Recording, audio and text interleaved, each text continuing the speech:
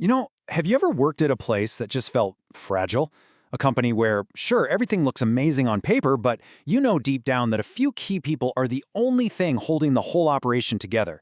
Well, today we're going to dig into a story that pulls back the curtain on that hidden strain. It asks a really, really important question about how our organizations are actually designed.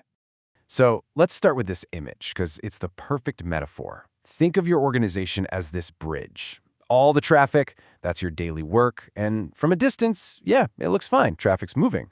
But if you get closer, is that bridge actually designed for the load it's carrying? Or are those little miracles, those daily heroics, just hiding the fact that it's about to buckle?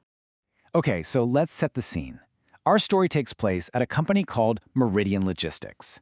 And on the surface, this place is crushing it. I mean, every metric, every KPI, every dashboard is just a sea of glowing green. Looks perfect.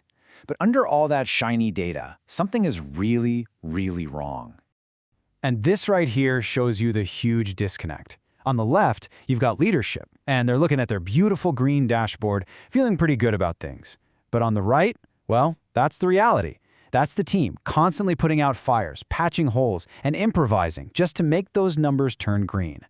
The dashboard shows the result, but it totally hides the chaos it takes to get there. And this quote, this just nails it. The organization isn't actually performing. It's being held up by people compensating for a broken system. And the crazy part is, because the people are so good at patching it up, no one ever stops to fix the system itself. Let's make this super concrete. At Meridian, this isn't just theory. You've got Danny, who knows the secret handshake to get data into a buggy form. You've got Priya, who's famous for her heroic spreadsheet that fixes all the pricing mistakes the real system makes. And then there's Marcus, who's been manually fixing a routing error for, get this, 18 months. This isn't just a few workarounds, this is the work. So we see the symptoms, right? The heroics, the spreadsheets. But what's the actual disease? We have to go deeper to really get what's happening. This is how a compensation culture starts to take root. This definition is so important. A compensation culture isn't a story about lazy employees. It's the exact opposite. It's about amazing, dedicated employees who are so good at their jobs that they completely mask the fact that the system they're working in is failing. Their success creates this dangerous loop where the real problems never, ever get fixed.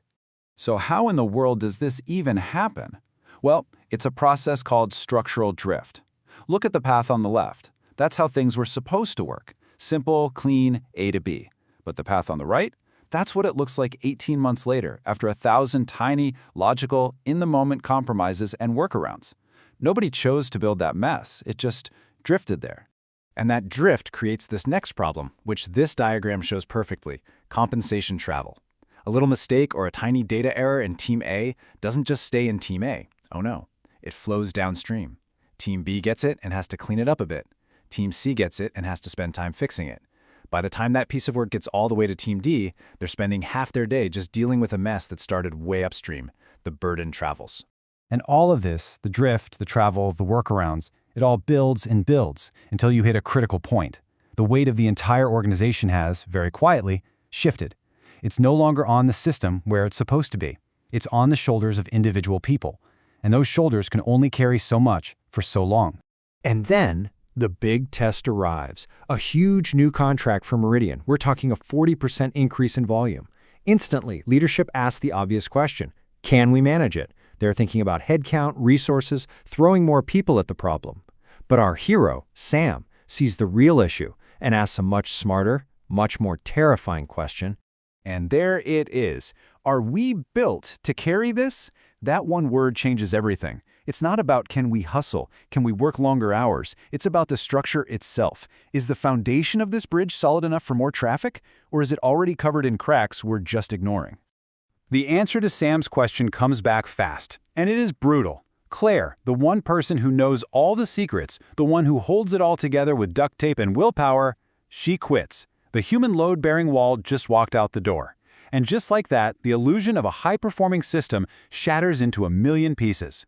62. That's the number of pages in Claire's handover document. 62 pages of secret workarounds, informal contacts, and processes that lived only in her head. That's not a knowledge transfer document. That's a map of every single flaw in the organization that she was personally plugging. That number is terrifying. Okay, so the crisis is real. Everyone sees the problem now. So what's next? This is where we shift from just diagnosing the problem to actually fixing it. And the answer isn't some big flashy digital transformation project. It's something much more fundamental. It's restoration. I absolutely love this breakdown. Transformation usually assumes the foundation is fine and just tries to add more stuff on top.